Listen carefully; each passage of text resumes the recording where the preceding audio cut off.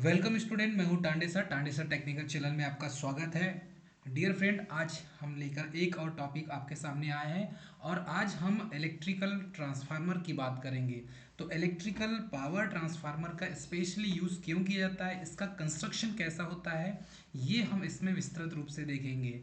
तो electrical power transformer का construction यदि हम देखें और ये किस सिद्धांत पे वर्क करता है, तो basically power transformer specially electrical power transformer ये फैराडेस लॉ ऑफ इलेक्ट्रोमैग्नेटिक के म्यूचुअल इंडक्शन पर काम करता है। अब चलिए, ये पावर ट्रांसफार्मर आपके सामने रखा हुआ है। पावर ट्रांसफार्मर के कंस्ट्रक्शन की बात करें हम, तो इस कंस्ट्रक्शन में कुछ ऐसी चीज़ें हैं जो एग्जाम में बार बार पूछी जाती है। यदि कंस्ट्रक्शन की बात करें तो पावर ट्रांसफार्मर में एक प्राइमरी वाइंडिंग होती है, प्राइमरी वाइंडिंग, और ट्रांसफार्मर में सेकेंडरी वाइंडिंग होती है, सेकेंडरी वाइंडिंग। ट्रांसफार्मर में कोर भी होता है, ट्रांसफार्मर में ब्रीदर होता है। तो ऐसे बहुत सारे कंपोनेंट्स जो है वो ट्रांसफार्मर में लगे होते हैं। अब ट्रांसफार्मर में यदि इसका मेन कंस्ट्रक्शन यदि देखा जाए तो ये आपको डायग्राम दिख रहा होगा। इस डायग्राम में आप ट्रांसफार्मर के छोटे छोटे पार्ट्स को भी देख सकते हैं। जैसे कि ये हो गया, आपके सामने दिख रहा होगा, इस ट्रांसफार्मर में फैन वगैरह लगे हुए हैं। इस ट्रांसफार्मर के ऊपर में बुशिंग्स लगी हुई है और ये साइड में देखेंगे आप तो इसमें कंजर्वेटर टैंक लगा हुआ है। अब ये तो ट्रांसफार्मर बेसिकली पावर ट्रांसफार्मर है। अब ये पावर ट्रांसफार्मर के अंदर ऐसा होता क्या है, मतलब ट्रांसफार्मर ऐसा क्या और कैसे वर्क करता है। तो बेसिकली ट्रांसफार्मर की बात करें तो ट्रांसफार्मर के कंस्ट्रक्शन में यदि हम देखते हैं तो ट्रांसफार्मर में आपने देखा होगा इसमें प्राइमरी एंड सेकेंडरी वाइंडिंग होती है। तो ट्रांसफार्मर के इस कोर के अंदर, ट्रांसफार्मर के कोर के अंदर ही प्राइमरी वाइंडिंग होती है, प्राइमरी वाइंडिंग होती है। और इसी के ऊपर में आप देखेंगे तो ये बाहरी आउटर में सेकेंडरी वाइंडिंग होती है, सेकेंडरी वाइंडिंग इसके आउटर में होती है। ये देखेंगे आप ऊपर, तो यहाँ पर आपको ये बुशिंग मिलेगी और ये बुशिंग का जो स्पेशली वर्क होता है, ये पावर को मतलब कि इलेक्ट्रिकल को बाहर आउटपुट निकालने के काम में आता है। ठीक है, तो जो बुश यदि ये बुशिंग छोटी है तो ये लो वोल्टेज साइड हो जाएगी, और ये बुशिंग बड़ी है इसका मतलब ये हाई वोल्टेज साइड हो जाएगी। तो हाई वोल्टेज और लो वोल्टेज आप कैसे पहचानेंगे, तो इसमें इसके बूसिंग के साइज के माध्यम से आप हाई वोल्टेज और लो वोल्टेज इसको पहचानेंगे। ये ट्रांसफार्मर की बॉडी है और इस ट्रांसफार्मर की बॉडी को स्पेशली फॉर हम इस तरीके से डिज़ाइन करते हैं कि इसके अंदर कोर आ जाए और कोर के ऊपर वाइंडिंग को लपेट दिया जाता है। अब अलग अलग फेस की अलग अलग वाइंडिंग्स की जाती है, तो इसे हम किस तरीके से वाइंडिंग की जाती है हम इसे भी समझेंगे। सबसे पहले तो ट्रांसफार्मर में कोई मूविंग पार्ट नहीं होता। स्पेशली फॉर जो ट्रांसफार्मर देखेंगे आप, तो ट्रांसफार्मर में कोई मूविंग पार्ट होता ही नहीं। तो इस ट्रांसफार्मर में देखेंगे तो इस ट्रांसफार्मर में कोई मूविंग पार्ट नहीं है। ट्रांसफार्मर स्पेशली फॉर एसी पर वर्क करता है, डीसी पर काम नहीं करता। तो ट्रांसफार्मर सिर्फ एसी पर वर्क करता है, हम इसमें डीसी में इसको यूज़ नहीं ले सकते। ठीक है, उसके बाद ट्रांसफार्मर जो है स्पेशली ये Faraday's law of mutual induction पर काम करता है। अब यहाँ पर देखेंगे ये ट्रांसफार्मर है और ट्रांसफार्मर का पूरा कंस्ट्रक्शन आपको यहाँ पर देखने मिल रहा होगा। स्पेशली फॉर यदि हम देखें तो ये ट्रांसफार्मर के ऊपर वाला पार्ट है, और ये जो ट्रांसफार्मर के अंदर जो रखी हुई है, ट्रांसफार्मर के अंदर आप देखेंगे तो ये वाइंडिंग्स अंदर लगी हुई होती है, और इन्हीं वाइंडिंग्स का जो कनेक्शन होता है ये हाई वोल्टेज साइड हो जाता है, और ये जो बुशिंग है ये लो वोल्टेज साइड के लिए होता है। ठीक है, तो हाई वोल्टेज और लो वोल्टेज साइड हम ट्रांसफार्मर की बुशिंग्स को देखकर समझ सकते हैं। अब यहाँ पर देखेंगे कि ट्रांसफार्मर हम कैसे वर्क करता है। तो ट्रांसफार्मर जो है specially for Faraday's law of electromagnetic induction पर वर्क करता है। तो ट्रांसफार्मर स्पेशली जब फैराडे के इलेक्ट्रोमैग्नेटिक इंडक्शन पर वर्क करता है तो ये किस तरीके से वर्क करता है और इसमें ऐसी क्या प्रोसेस होती है, चलिए हम इसको यहाँ पर बारी बारी से समझेंगे।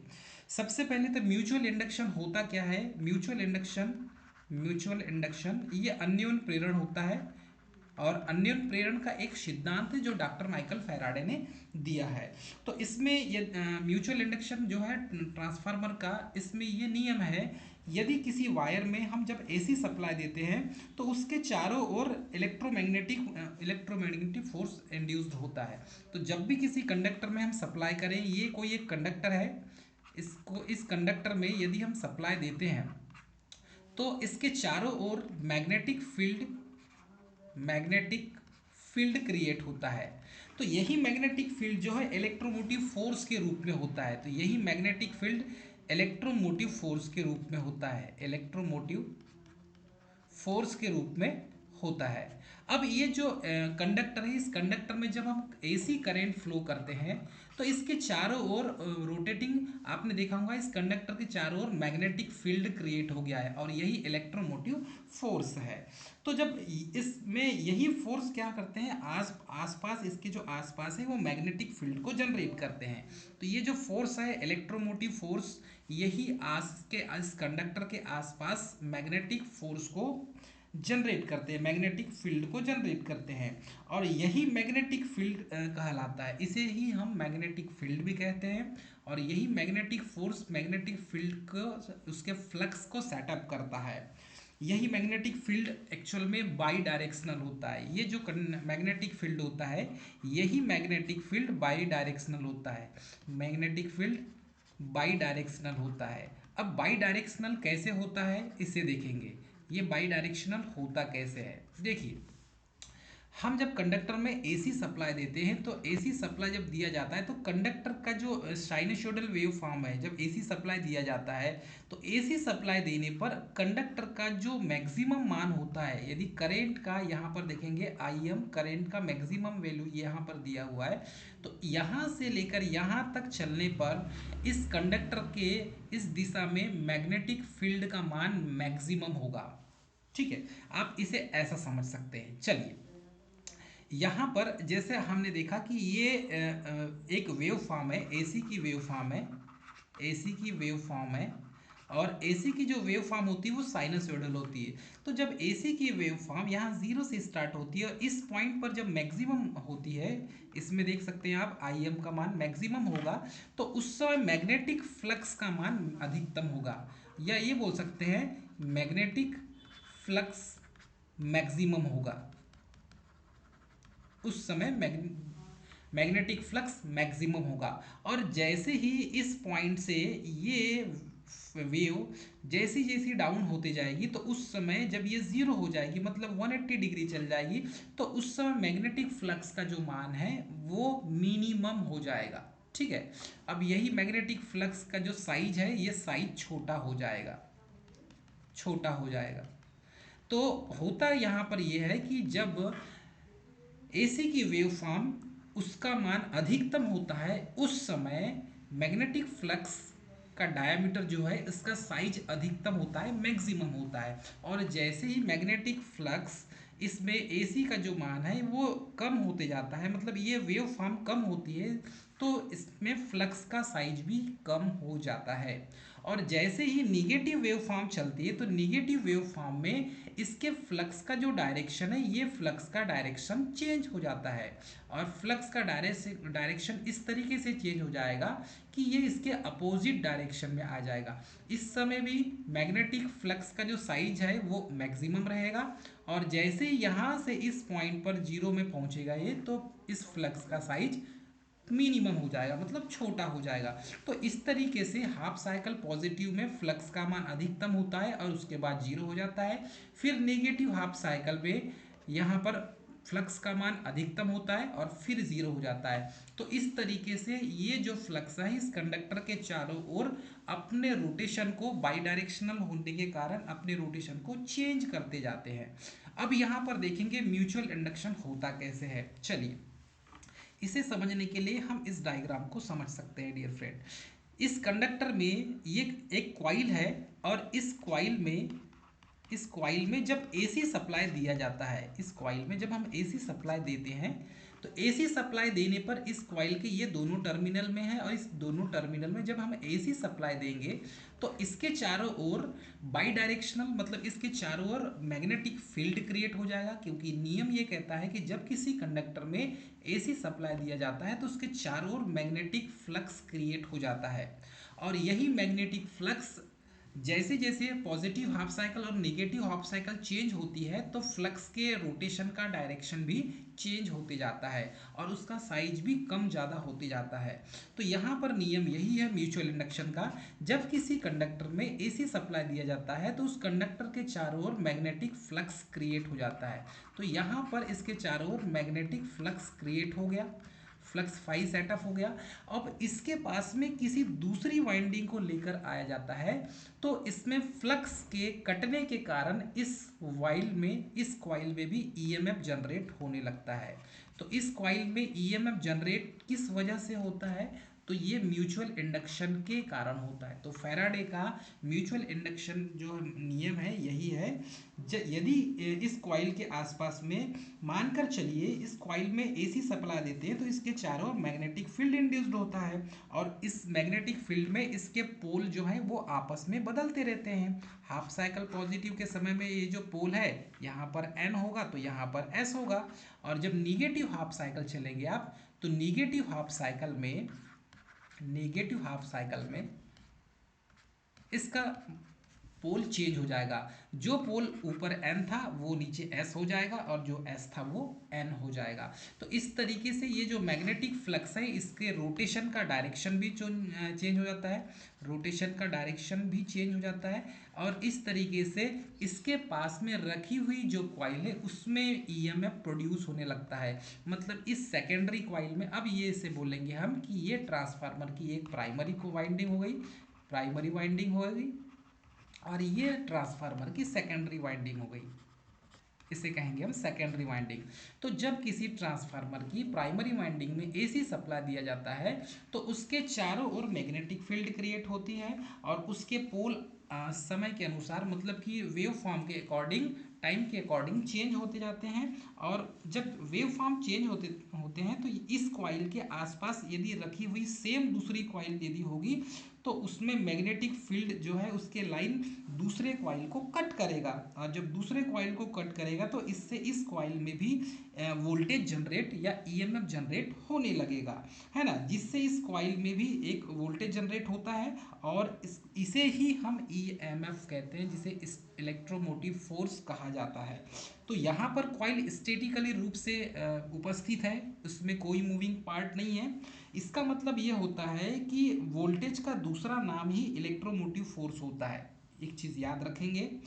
अब इस मेथड को हम इलेक्ट्रोमोटिव या इलेक्ट्रोमैग्नेटिक इंडक्शन भी कहते हैं। इसी मेथड को जब इलेक्ट्रोमैग्नेटिक इंडक्शन कहा जाता है तो इलेक्ट्रोमोटिव इंडक्शन से पावर ट्रांसफर होती है। हम सभी को पता है इलेक्ट्रोमैग्नेटिक इंडक्शन से पावर ट्रांसफर होती है और पावर ट्रांसफर प्राइमरी वाइंडिंग से सेकेंडरी वाइंडिंग में हो रही है। इसका मतलब ये है कि इसमें ट्रांसफार्मर का जो है Faraday's law of mutual induction हो रहा है। अब इसी वर्तमान समय में ये हो रहा है कि इसी तरीके से इसे ही हम वायरलेस पावर ट्रांसफर कहते हैं। ये जो मेथड है इसे वायरलेस पावर ट्रांसफर भी कहते हैं और इसी कॉन्सेप्ट का वर्तमान समय में मोबाइल को चार्ज करने के लिए यूज़ किया जा रहा है। तो जैसे वर्तमान समय में मोबाइल को वायरलेस तरीके से चार्ज किया जा रहा है तो वहाँ पर भी इसी मेथड का यूज़ करके मोबाइल को भी चार्ज किया जा रहा है। तो ये एक बहुत अच्छी मेथड है मोबाइल को चार्ज करने की। जैसे यहाँ पर वायरलेस तरीके से हम पावर को ट्रांसफ़र कर रहे हैं सेकेंडरी वाइंडिंग में, वैसे ही मोबाइल को भी चार्ज किया जा सकता है और वर्तमान समय में ये संभव हो चुका है। ठीक है, अब देखेंगे कि ये जो है ट्रांसफार्मर के कोर, तो ट्रांसफार्मर की छोटी छोटी कोर पर हम क्या करते हैं वार्निश को चढ़ा देते हैं। ये है ट्रांसफार्मर की कोर। डियर फ्रेंड, ट्रांसफार्मर की कोर जो होती है वो छोटी छोटी पत्तियों से मिलकर बना होता है, इसे कहेंगे हम ट्रांसफार्मर कोर। और ट्रांसफार्मर कोर जो बना होता है ये सिलिकॉन स्टील और सिलिकॉन स्टील को लेमिनेटेड करके बनाया जाता है, सिलिकॉन स्टील को लेमिनेटेड करके बना जाता है। तो इसमें बहुत सारी कोर होती है, ठीक है, बहुत सारी कोर होती है। बहुत सारी कोर को हम क्या करते हैं एक साथ प्रेस करके इसके कोर को डिज़ाइन किया जाता है।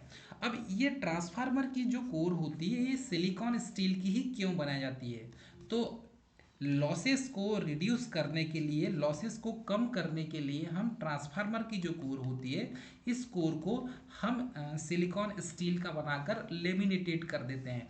तो ये एक एक कोर के ऊपर इंसुलेशन चढ़ा होता है, एक एक कोर के ऊपर हम इसमें इंसुलेशन चढ़ाते हैं ताकि इसमें होने वाले ईडी करेंट लॉस और हिस्टेरिसिस लॉस को दूर किया जा सके। अब एक्चुअल में ट्रांसफार्मर में ईडी करेंट लॉस और हिस्टेरिसिस लॉस क्यों होते हैं, उसके पीछे भी रीज़न है। तो ट्रांसफार्मर की कोर को हम सिलिकॉन स्टील की और उसे लेमिनेटेड कर देते हैं। तो सिलिकॉन स्टील का बनाने के पीछे रीज़न ये होता है कि ये सिलिकॉन जो है ये हिस्टेरिसिस लॉस को कम करता है। सिलिकॉन का बनाते हैं मटेरियल का, तो ये हिस्टेरिसिस लॉस को कम कर देता है। और लेमिनेटेड इसलिए किया जाता है कि ये इसके कारण ईडी करंट लॉस कम हो जाती है। ठीक है, तो इसे बनाने के पीछे रीज़न यही है कि हम ईडी करंट लॉस को कम कर सकें और हिस्टेरिसिस लॉस को कम किया जा सके। ठीक, ट्रांसफार्मर में पावर और फ्रीक्वेंसी कभी चेंज नहीं होती, इस पॉइंट को आप याद रखेंगे। ट्रांसफार्मर में पावर और फ्रीक्वेंसी कभी चेंज नहीं होती। ठीक है, एक और चीज़ निकल के आती है कि ट्रांसफार्मर की जो बनावट होती है, ठीक है, और ट्रांसफार्मर की जो इफ़िशियंसी होती है वो 99% होती है ट्रांसफार्मर की इफ़िशियंसी। ठीक है, अब देखो ट्रांसफार्मर को बेसिकली अलग अलग तरीके से डिज़ाइन किया जाता है। चलिए, सबसे पहले ये आपके सामने दिख रहा है ट्रांसफार्मर का कोर। अब ये ट्रांसफार्मर के कोर में जब वाइंडिंग्स को लपेटी जाती है तो ये होता है, इसे कहते हैं हम इम्प्रीग्नेटेड पेपर।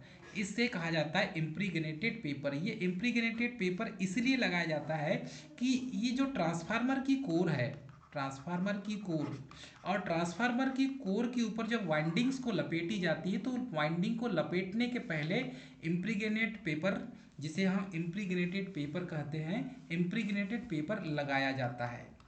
और इम्प्रीग्नेटेड पेपर जब लगा दिया जाता है तब इसके ऊपर वाइंडिंग की जाती है, वाइंडिंग की जाती है। ठीक है, देखिए, तो ये ट्रांसफार्मर का पूरा कोर हो गया। इसे कहेंगे हम ट्रांसफार्मर का कोर, जो सिलिकॉन स्टील का बना हुआ है और उसे लेमिनेटेड कर दिया गया है। ठीक है, इंसुलेशन चढ़ा के। अब यहाँ पर देखेंगे तो ये ट्रांसफार्मर में जो पेपर है इसे कहा जाता है इम्प्रीग्नेटेड पेपर। इम्प्रीग्नेटेड पेपर लगाने के बाद, बिछाने के बाद, इसे लपेटने के बाद ही वाइंडिंग्स को लगाया जाता है। ठीक है, मतलब लपेटा जाता है। तो ये ट्रांसफार्मर की वाइंडिंग है और यही वाइंडिंग प्राइमरी वाइंडिंग कहलाती है। इसे हम प्राइमरी वाइंडिंग कहते हैं ट्रांसफार्मर की। ठीक है, यहीं से इस वाइंडिंग में सप्लाई दिया जाता है और इसके चारों ओर हमने एक कॉइल को लपेट दिया इम्प्रीग्नेटेड पेपर के ऊपर। इट मीन्स ट्रांसफार्मर के कोर और वाइंडिंग से उसका कनेक्शन न रहे, इसीलिए इम्प्रीग्नेटेड पेपर को लगा दिया जाता है। ठीक है, वैसे ही एज अ सेम यहाँ पर ट्रांसफार्मर के सेकेंडरी साइड में भी इसी कोर में कोर की यही भुजा होगी। इसमें जो मैग्नेटिक पाथ होगा फ्लक्स का वो एक ही होगा। ठीक है, ये मैग्नेटिक फ्लक्स का पाथ होगा और इसमें जो वाइंडिंग है ये है सेकेंडरी वाइंडिंग, इसे कहेंगे हम सेकेंडरी वाइंडिंग। अब जब हम सप्लाई देते हैं ट्रांसफार्मर की प्राइमरी वाइंडिंग में एसी सप्लाई दिया जाता है तो इस ट्रांसफार्मर में ईएमएफ जनरेट होता है और यही ईएमएफ सेल्फ इंड्यूस्ड ईएमएफ कहलाता है।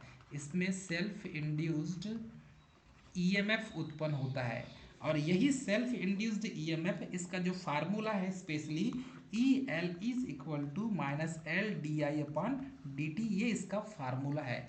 तो ट्रांसफार्मर की प्राइमरी वाइंडिंग में जब सप्लाई दिया जाता है तो ट्रांसफार्मर में सेल्फ इंड्यूस्ड ईएमएफ पैदा होता है। ठीक है, और यही सेल्फ इंड्यूस्ड ईएमएफ जब इसमें फ्लक्स सेटअप होता है तो इसमें Faraday's law of mutual induction के कारण सेकेंडरी वाइंडिंग में म्यूचुअल इंडक्शन के कारण फ्लक्स सेटअप होता है और इसमें म्यूचुअल इंड्यूस्ड ईएमएफ पैदा होता है। म्यूचुअल इंड्यूस्ड ईएमएफ पैदा होता है और इसका जो फार्मूला है म्यूचुअल इंड्यूस्ड ईएमएफ का, माइनस इसमें EM minus M D I upon D T, ये म्यूचुअल इंड्यूस्ड ईएमएफ का फार्मूला है। और इसमें ये जो बताया मैंने आपको, ये सेल्फ इंड्यूस्ड ईएमएफ का फार्मूला है। तो ट्रांसफार्मर के जब प्राइमरी वाइंडिंग में एसी सप्लाई दिया जाता है तो इस वाइंडिंग में सेल्फ इंड्यूस्ड ईएमएफ जनरेट होता है, जिसकी वजह से ट्रांसफार्मर के पास दूसरी वाइंडिंग जब रखी जाती है तो उसमें म्यूचुअल इंडक्शन की क्रिया के कारण उसमें ईएमएफ जनरेट होता है, और यही ईएमएफ जनरेट होता है ट्रांसफार्मर की सेकेंडरी वाइंडिंग में। ठीक है, तो इस तरीके से आप इसे समझ सकते हैं। यहाँ पर आपको इस जो है डायग्राम तौर पे समझ में आएगा होगा। इसमें हम ट्रांसफार्मर को एसी सप्लाई दे रहे हैं। एसी सप्लाई देने पर इसके चारों ओर मैग्नेटिक फ्लक्स उत्पन्न हो रहा है, मैग्नेटिक फ्लक्स उत्पन्न हो रहा है। इसी मैग्नेटिक फ्लक्स के कारण इसमें सेल्फ इंड्यूस्ड ईएमएफ उत्पन्न होगा, और यही सेल्फ इंड्यूस्ड ईएमएफ इसके फ्लक्स को सेटअप करेगा और सेकेंडरी वाइंडिंग में म्यूचुअल इंड्यूस्ड ईएमएफ उत्पन्न होगा, म्यूचुअल इंड्यूस्ड ईएमएफ उत्पन्न होगा। और यही म्यूचुअल इंड्यूस्ड ईएमएफ के कारण ट्रांसफार्मर की प्राइमरी वाइंडिंग का वोल्टेज सेकेंडरी वाइंडिंग में शिफ्ट हो जाएगा, और इस तरीके से ट्रांसफार्मर की सेकेंडरी वाइंडिंग में वोल्टेज उत्पन्न होने लगता है। तो आउटपुट के रूप में हमें यहाँ पर वोल्टेज प्राप्त होता है। तो ये जो है ट्रांसफार्मर में ये एक्शन कंटिन्यू होता है। तो एक्शन किस टाइप से कंटिन्यू होता है, यहाँ पर जब हाफ साइकिल पॉजिटिव चलती है तो उस समय इसके फ्लक्स के रोटेशन का जो डायरेक्शन होता है वो इस टाइप से मिलेगा आपको। ठीक है, लेकिन जैसी हाफ साइकिल निगेटिव होगी तो उसके फ्लक्स का जो रोटेशन का जो डायरेक्शन है वो चेंज हो जाता है। हाफ साइकिल नेगेटिव में फ्लक्स के रोटेशन का जो डायरेक्शन है वो चेंज हो जाता है इस टाइप से। तो जहाँ पर एन पोल बनना था वहाँ एस बनना चालू होता है, जहाँ एस बनता है वहाँ एन बनना चालू हो जाता है। तो ये पोल के चेंज होने के कारण इस सेकेंडरी वाइंडिंग में फ्लक्स कट होते हैं। ठीक है, इसी के फ्लक्स कट होते हैं, और फ्लक्स कट होने के कारण ही इसमें ईएमएफ जनरेट होता है, जिसे हम Faraday's law of mutual induction कहते हैं। तो इस तरीके से ट्रांसफार्मर की सेकेंडरी वाइंडिंग में वोल्टेज उत्पन्न होने लगता है। इसे देख सकते हैं, ये कोर हो गया और इस कोर में वाइंडिंग्स लपेटी गई है। ठीक है, और इसमें ये सेकेंडरी वाइंडिंग हो गई। इस सेकेंडरी वाइंडिंग में फिर से ईएमएफ जनरेट हो गया। अब ये सेकेंडरी वाइंडिंग में जो ईएमएफ है वो किस पर डिपेंड करेगा, नंबर ऑफ टर्न पर। मतलब सेकेंडरी वाइंडिंग में जितने फेरे होंगे उतने वोल्टेज उत्पन्न होगा। तो इसमें कम टर्न है, ठीक है, इसमें ज़्यादा टर्न है, तो इसमें ज़्यादा टर्न है तो वोल्टेज इसमें भी ज़्यादा उत्पन्न होगा, वोल्टेज ज़्यादा होगा। तो कहने का मतलब ये है कि यदि ट्रांसफार्मर की प्राइमरी वाइंडिंग में नंबर ऑफ टर्न कम है और सेकेंडरी वाइंडिंग में नंबर ऑफ टर्न ज़्यादा है तो सेकेंडरी साइड में वोल्टेज अधिक उत्पन्न होगा और प्राइमरी साइड में वोल्टेज इसमें कम है। तो जब प्राइमरी साइड में वोल्टेज कम होगा तो करंट का मान ज़्यादा होगा, और सेकेंडरी साइड में जब वोल्टेज ज़्यादा होगा तो करंट का मान ऑटोमेटिकली कम हो जाएगा। ये ट्रांसफार्मर का बेसिक प्रिंसिपल होता है। तो ट्रांसफार्मर में सेकेंडरी वाइंडिंग में वोल्टेज यदि हमें ज़्यादा प्राप्त करना है तो हमें सेकेंडरी वाइंडिंग में नंबर ऑफ टर्न्स को बढ़ाना होगा, मतलब कि फेरों की संख्या को इसमें बढ़ाना होगा। ठीक है, ये आपके सामने एक एग्जाम्पल के तौर पर हमने यहाँ पर रखा हुआ है। इसमें एग्जाम्पल के तौर पर ये है, मानकर चलिए इस ट्रांसफार्मर की प्राइमरी वाइंडिंग में नंबर ऑफ टर्न्स जो है 100 है और सेकेंडरी वाइंडिंग में नंबर ऑफ टर्न 50 है। तो आपको सेकेंडरी वाइंडिंग में वोल्टेज कम प्राप्त होगा, प्राइमरी वाइंडिंग में नंबर ऑफ टर्न्स अधिक है तो यहाँ पर वोल्टेज ज़्यादा होगा। इस तरीके से आप इसको समझ सकते हैं। यदि आप सेकेंडरी वाइंडिंग वोल्टेज को बढ़ाते हैं तो इसमें नंबर ऑफ टर्न्स को भी आपको बढ़ाना पड़ेगा, तभी आपको सेकेंडरी में वोल्टेज ज़्यादा प्राप्त होगा। तो ये इस प्रकार का जो ट्रांसफार्मर होगा ये स्टेप डाउन ट्रांसफार्मर होगा। तो ये स्टेप डाउन ट्रांसफार्मर कहलाता है। यदि वोल्टेज कम है आउटपुट के रूप में, सेकेंडरी में वोल्टेज कम है तो स्टेप डाउन ट्रांसफार्मर होगा, और यदि वोल्टेज का मान ज़्यादा है तो सेकेंडरी साइड में स्टेप अप ट्रांसफार्मर होगा, स्टेप अप ट्रांसफार्मर होगा। तो इस तरीके से आप इसे एक्सप्लेन करके समझ सकते हैं। चलिए अब देखेंगे हम थ्री फेज ट्रांसफार्मर। अभी तक तो हमने देख लिया कि सिंगल सिंगल वाइंडिंग लगी हुई थी और ट्रांसफार्मर में, और थ्री फेज ट्रांसफार्मर किस टाइप से होगा। तो ये ट्रांसफार्मर का कोर है और इस ट्रांसफार्मर के कोर में ये इम्प्रीग्नेटेड पेपर है और उसके ऊपर इसे कहेंगे इम्प्रीग्नेटेड पेपर, और इम्प्रीग्नेटेड पेपर के बाद ये ट्रांसफार्मर की वाइंडिंग्स है। तो ट्रांसफार्मर की वाइंडिंग्स इस तरीके से इंस्टॉल की जाती है कि ये एक दूसरे से कभी टकराए ना बॉडी से, इसलिए इम्प्रीग्नेटेड पेपर डाला जाता है। अब देखिए ये आर फेस के लिए, वाई फेस के लिए, ये बी फेस के लिए, ये तीनों फेस के लिए तीन वाइंडिंग अलग अलग की गई है। चलिए देखते हैं यहाँ पे। तो आपने देखा होगा आर फेस के लिए अलग वाइंडिंग है, वाई फेस के लिए अलग वाइंडिंग है और बी फेस के लिए अलग वाइंडिंग है। और ये ट्रांसफार्मर का कोर है, ये भी कोर है बी फेस के लिए, और ये आर वाई बी तीनों फेस के लिए यहाँ पर कोर डिज़ाइन की गई है। अब देखेंगे हम यहाँ पर कि ये ट्रांसफार्मर में ये बेसिकली शेल टाइप ट्रांसफार्मर है। ठीक है, सेल टाइप ट्रांसफार्मर है। और सेल टाइप ट्रांसफार्मर में आपको इसमें मैग्नेटिक पाथ दो मिलेंगे। ठीक है, देखिए ये एक मैग्नेटिक पाथ हो गया फ्लक्स फाई वन, और ये दूसरा मैग्नेटिक पाथ हो गया फ्लक्स फाई टू। ठीक है, ये फ्लक्स फाई वन हो गया, ये फ्लक्स फाई टू हो गया। अब ये ट्रांसफार्मर का कोर है, इस ट्रांसफार्मर के कोर में हमने इम्प्रीग्नेटेड पेपर लपेट दिया है, इसे कहेंगे इम्प्रीग्नेटेड पेपर। और इस इम्प्रीग्नेटेड पेपर में लपेटने के बाद इसमें हम वाइंडिंग लगाएंगे। तो वाइंडिंग किस तरीके से शिफ्ट की जाती है देख लीजिए। ये अब हमने इसमें प्राइमरी वाइंडिंग को लपेट दिया, तो ये जो है ट्रांसफार्मर की वाइंडिंग होती है, और ट्रांसफार्मर की जो वाइंडिंग होती है ये कॉपर की वाइंडिंग की जाती है इसमें। अब ट्रांसफार्मर की वाइंडिंग में प्राइमरी वाइंडिंग हमने लपेट दिया इम्प्रीग्नेटेड पेपर के ऊपर, और उसके जो टर्मिनल है उस टर्मिनल को हमने यहाँ पर बाहर निकाल दिया। तो एक टर्मिनल ये हो गया स्टार्टिंग सिरा, और ये हो जाएगा एंडिंग सिरा। ठीक है, तो स्टार्टिंग सिरा और इस एंडिंग सिरा इस तरीके से हमने इसको बाहर निकाल दिया। ये आर फेस के लिए हो जाएगा, वैसे ये वाई फेस के लिए हो जाएगा, और ये बी फेस के लिए हो जाएगा। तो इसके दोनों टर्मिनल भी हम बाहर निकाल देंगे। इस तरीके से वाइंडिंग को लपेट दिया जाता है। अब देखिए इसके बाद क्या होता है, ये हमने प्राइमरी वाइंडिंग इसमें लपेट दिया, ये एक्चुअल में प्राइमरी वाइंडिंग है। अब इसके ऊपर सेकेंडरी वाइंडिंग को लपेटेंगे, तो सेकेंडरी वाइंडिंग को इस तरीके से लपेटा जाता है। देख लीजिए ये है प्राइमरी वाइंडिंग, प्राइमरी वाइंडिंग, और इसी के ऊपर में देखिए एक सेकेंडरी वाइंडिंग को लपेट दिया गया है, सेकेंडरी वाइंडिंग को लपेटा गया है। तो प्राइमरी वाइंडिंग के ऊपर जब सेकेंडरी वाइंडिंग को लपेट दिया जाता है तो प्राइमरी वाइंडिंग का सेकेंडरी वाइंडिंग से कोई कनेक्शन नहीं होता, उस दोनों के बीच में, प्राइमरी वाइंडिंग और सेकेंडरी वाइंडिंग के बीच में कोई कनेक्शन नहीं होगा। ये आर फेस के लिए है, ये वाई फेस के लिए है, और ये बी फेस के लिए है। तो ये आर फेस की प्राइमरी वाइंडिंग है, वाई फेस की प्राइमरी वाइंडिंग है, ये बी फेस की प्राइमरी वाइंडिंग है, और ये बोल सकते हैं, और ये सेकेंडरी वाइंडिंग है।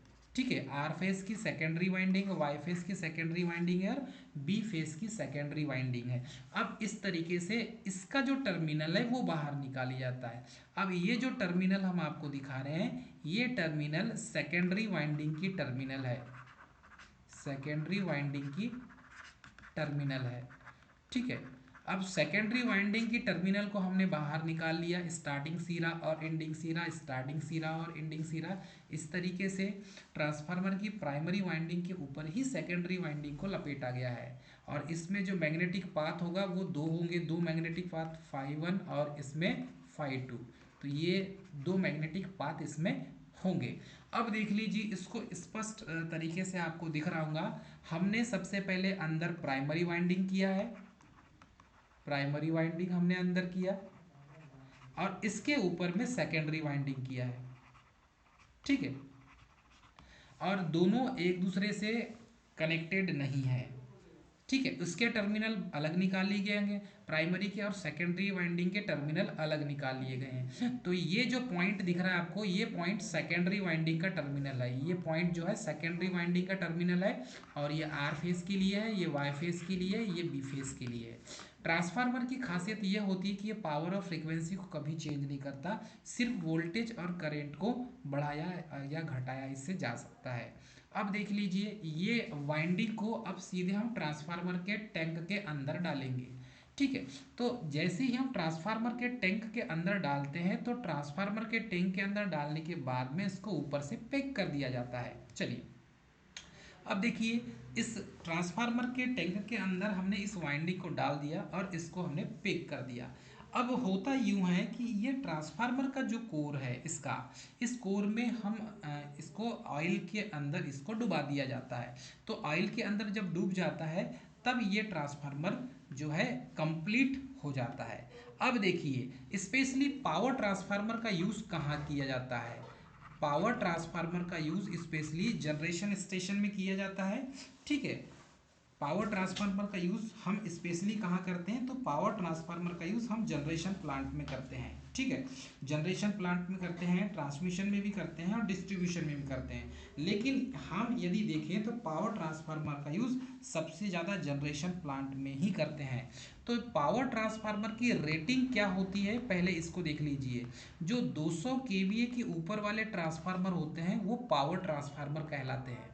जिसकी रेटिंग 200 केवीए के या 250 केवीए के ऊपर होंगे, कहीं पर 200 केवीए होगा, कहीं 250 केवीए होगा, लेकिन इसकी स्टैंडर्ड जो वैल्यू है वो 250 केवीए ही दिया हुआ है।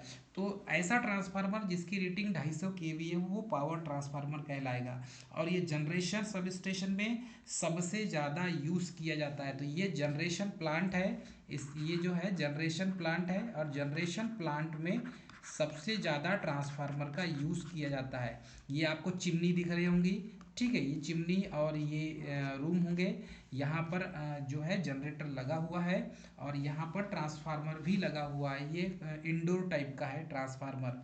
ठीक है, तो यहाँ पर जनरेशन पावर प्लांट में सबसे ज़्यादा आपको उसके सब स्टेशन में पावर ट्रांसफार्मर देखने को आपको मिलेगा।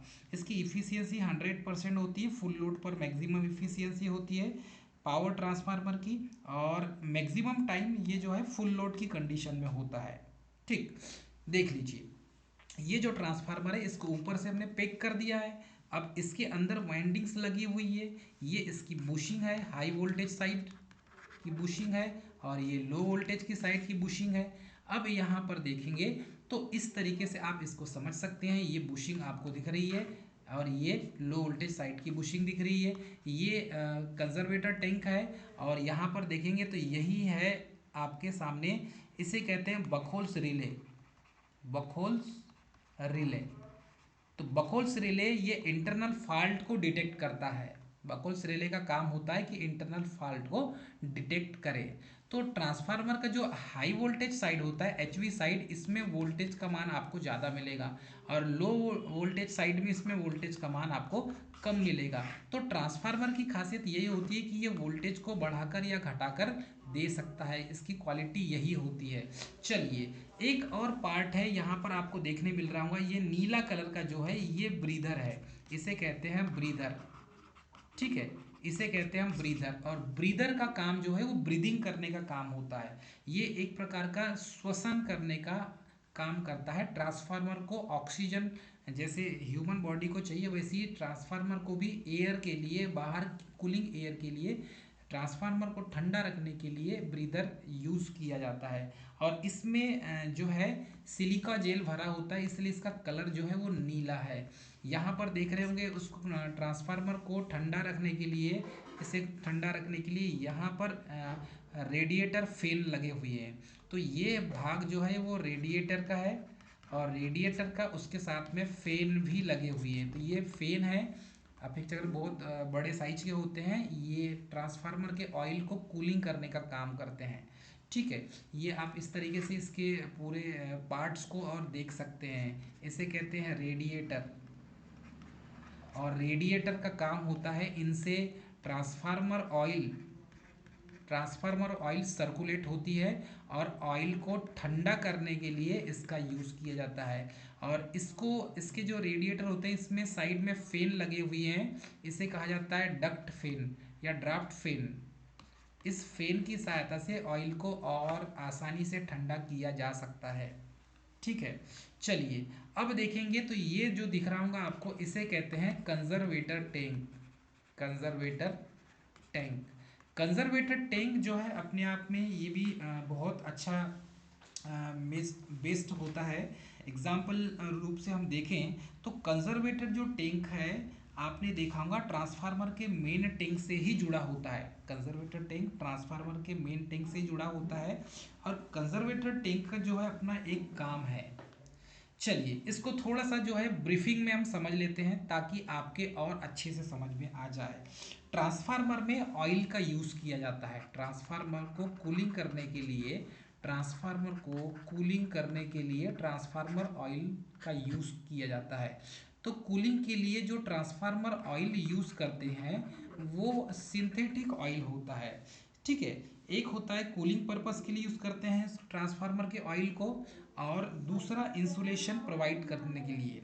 तो इसमें जो इसका जो ट्रेड नाम है वो एस्केराल है और पायरो कलर है।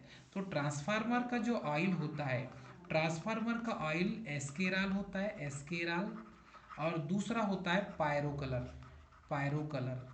ठीक है, तो ये जो नाम है ये इसके ट्रेड नेम्स हैं। ठीक है, तो अब यहाँ पर हम देखेंगे तो ट्रांसफार्मर का ऑयल जो होता है उसका डाइलेक्ट्रिक स्ट्रेंथ मैक्सिमम 30 kV/mm होता है। ठीक है, ये इसका डाइलेक्ट्रिक स्ट्रेंथ होता है। अब कंजर्वेटर टैंक क्या काम करता है? कंजर्वेटर टैंक का यहाँ पर स्पेशली यूज़ इसलिए किया गया है कि जब भी ट्रांसफार्मर में ऑयल गर्म होता है और गर्म होने के बाद वो बुलबुले के रूप में इस कंजर्वेटर टैंक में आके जमा हो जाता है, या एक्स्ट्रा ओवरफ्लो जो ऑयल होती है ये इस कंजर्वेटर टैंक में आकर जमा हो जाता है। तो इसीलिए हम यहाँ पर कंजर्वेटर टैंक का यूज़ जब करते हैं तो यह एक छोटा सा ऑयल का टैंक होता है जो मेन टैंक से जुड़ा होता है। इसमें लगभग आधे स्तर पर, मतलब आधे लेवल पे इसमें ऑयल भरा होता है। ये आपको दिख रहा होगा इसका लेवल आधे स्तर पर। इसका मेन काम होता है कि मेन टैंक में तेल के स्तर को बनाए रखना। ठीक है, जो मेन टैंक है उसमें ऑयल का जो लेवल है वो लेवल बनाकर रखने के लिए, और ऑयल का तापमान बढ़ने से इसके आयतन में होने वाले जो फैलाव है, प्रसार है। ठीक है, ऑयल में होने वाले प्रसार, तो ऑयल में होने वाले जो प्रसार है वो प्रसार को इसके माध्यम से फैलाव को स्थान देने के लिए यूज़ किया जाता है।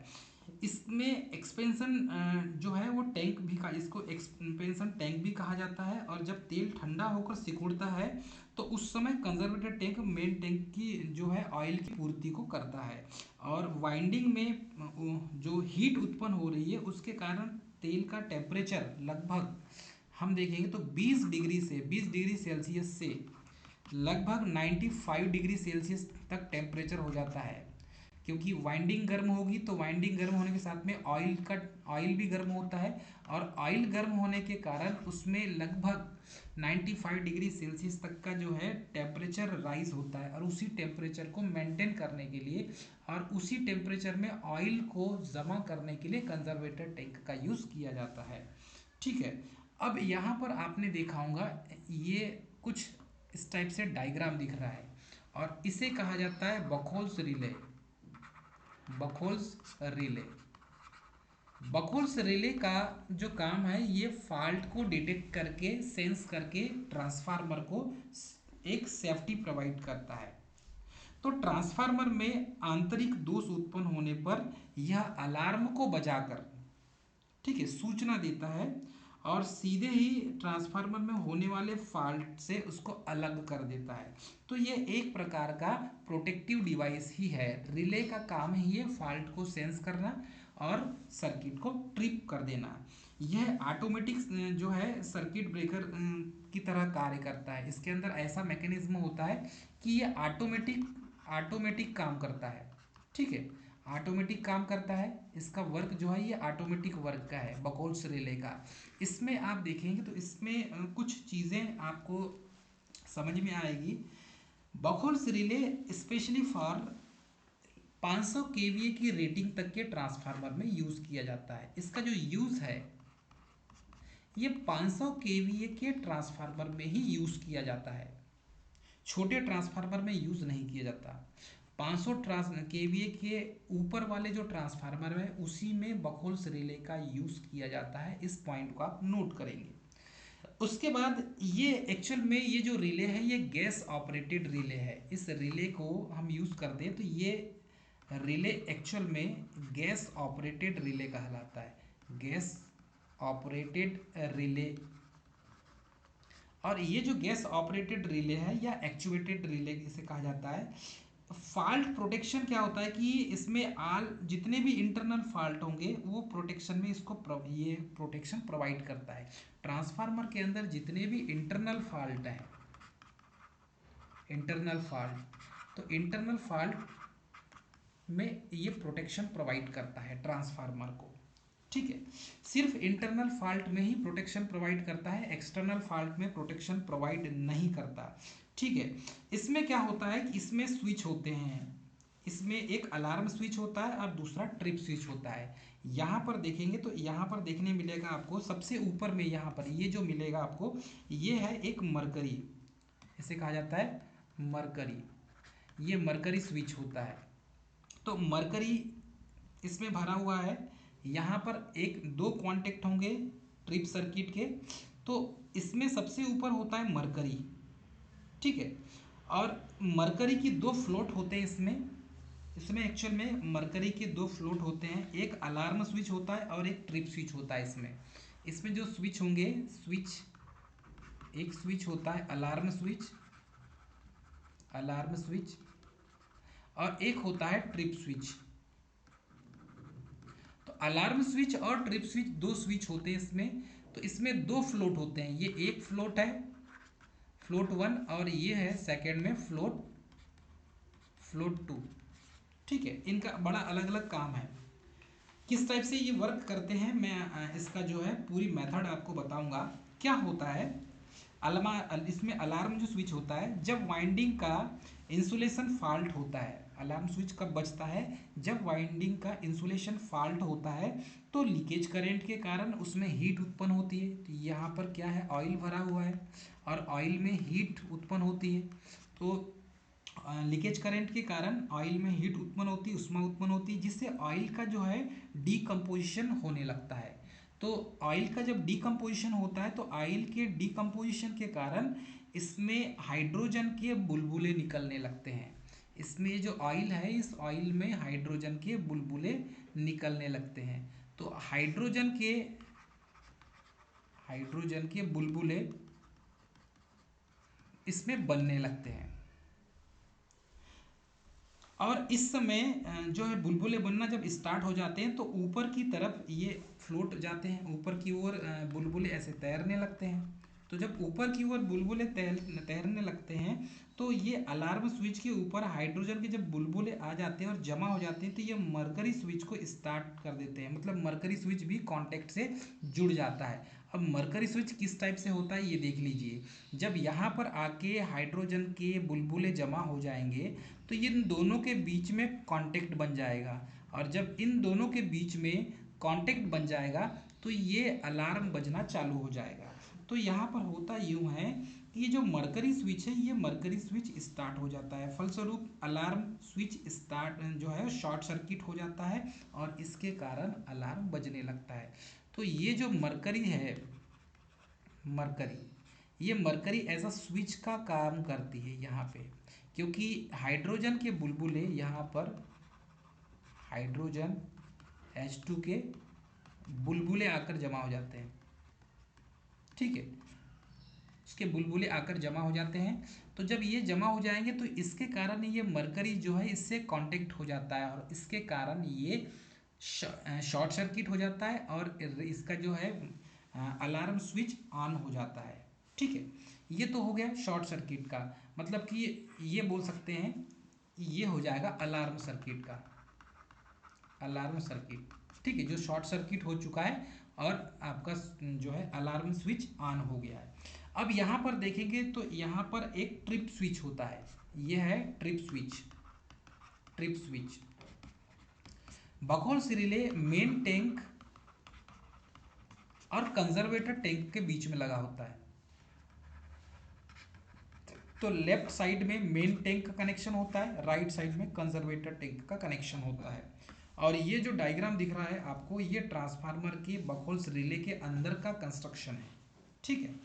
अब ट्रिप स्विच कब काम करता है ये हम आपको बताते हैं। क्या होता है कि जब इंसुलेशन फेल हो जाता है या शॉर्ट सर्किट के कारण फॉल्ट हो जाता है, तो इसमें आईएससी करंट मतलब शॉर्ट सर्किट करंट फ्लो होने लगता है। और शॉर्ट सर्किट करंट का मान हाई आपको मिलेगा, मतलब कि उसकी वैल्यू आपको हाई देखने मिलेगी। तो ऑयल एक्सपेंशन इसमें भी हाई हो जाता है, क्योंकि आईएससी करंट का मान हाई होगा तो ऑयल एक्सपेंशन का मान भी हाई हो जाता है, जिससे ऑयल का इसका ट्रबुलेंस फॉर्म जो है वो मेन टैंक से कंजर्वेटर टैंक की ओर फ्लो होने लगता है। तो इसका जो ट्रबुलेंस है वो मेन टैंक से कंजर्वेटर टैंक की ओर इस टाइप से, इस तरीके से फ्लो होने लगता है। मतलब इसके फ्लो का जो फ्लोटिंग का जो डायरेक्शन है वो इस टाइप से चेंज हो जाता है, मेन टैंक से कंजर्वेटर टैंक। तो ऑयल टर्बुलेंस के कारण मेन टैंक से कंजर्वेटर टैंक की ओर ऑयल का फ्लो होना चालू हो जाता है। और इस समय जो ट्रिप स्विच है वो ट्रिप स्विच के कांस्टेंट को, जो उसका पॉइंट है, इस पॉइंट को धक्का पहुंचता है। ठीक है। तो इस पॉइंट को धक्का पहुंचेगा, तो इस पॉइंट को धक्का पहुंचता है जिससे टैंक का जो कांटेक्ट है वो शॉर्ट सर्किट हो जाता है। और जब टैंक का कांटेक्ट शॉर्ट सर्किट हो जाएगा तो उसमें ब्रेकर, सर्किट ब्रेकर जो है, ये ट्रिप स्विच ये ऑन हो जाता है। तो इसका सर्किट ब्रेकर ऑन हो जाता है, और सर्किट ब्रेकर ऑन हो जाने के कारण ही इसका सप्लाई जो है कट ऑफ हो जाता है। ठीक है, इस तरीके से आप इससे समझ सकते हैं।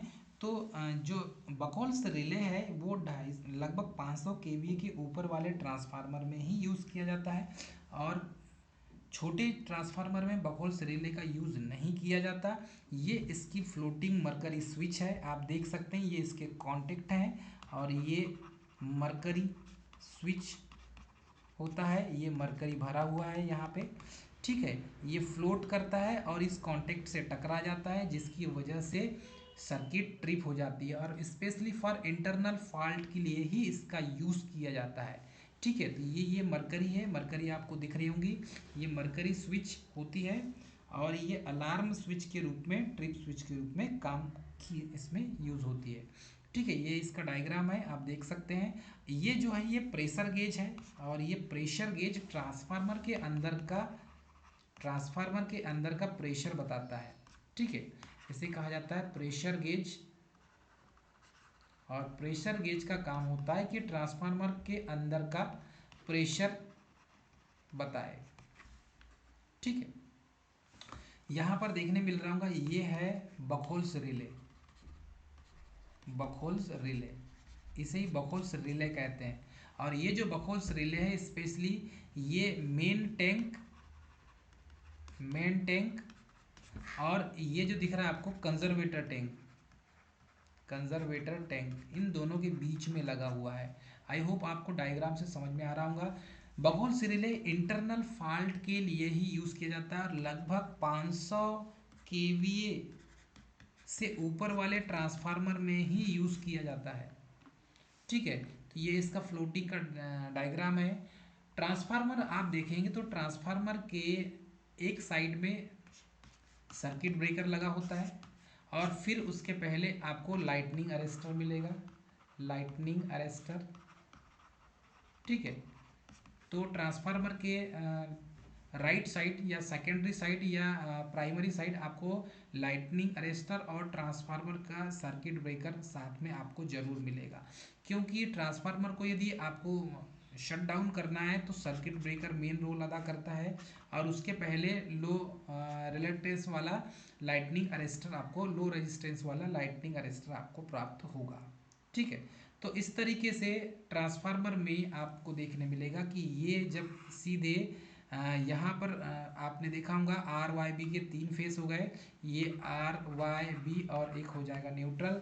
तो यहाँ पर आपने देखा होगा जब इसको ट्रांसफार्मर का जो सेकेंडरी साइड होता है, प्राइमरी साइड, तो ये आर वाई बी के 3 फेस हो गए। यहाँ पर आप देखेंगे तो ये है सी टी पी टी, इसमें सी टी पी टी भी जुड़ा होता है, ठीक है। और सी टी पी टी जोड़ने के पीछे एक बहुत बड़ा रीज़न होता है, क्योंकि इसमें करंट और वोल्टेज चेक करने के लिए, मेजरमेंट करने के लिए जैसे सर्किट ब्रेकर होता है वैसे सी टी पी टी भी होता है, और सी टी से हम करंट मेजरमेंट करते हैं, ठीक है, हाई करंट, और पीटी से हम वोल्टेज मेजरमेंट करते हैं। तो ट्रांसमिशन लाइन में हाई करंट और हाई वोल्टेज को मेजरमेंट करना आसान नहीं होता, इसीलिए हम सीटी और पीटी का यूज़ करके हम इसका मेजरमेंट करते हैं। तो ये इस तरीके से आप ट्रांसफार्मर को आप समझ सकते हैं। हमारा वीडियो आपको अच्छा लगा होगा। मिलते हैं नेक्स्ट वीडियो में, तब तक के लिए स्वस्थ रहें, मस्त रहें, मुस्कुराते रहें। सबको जय हिंद।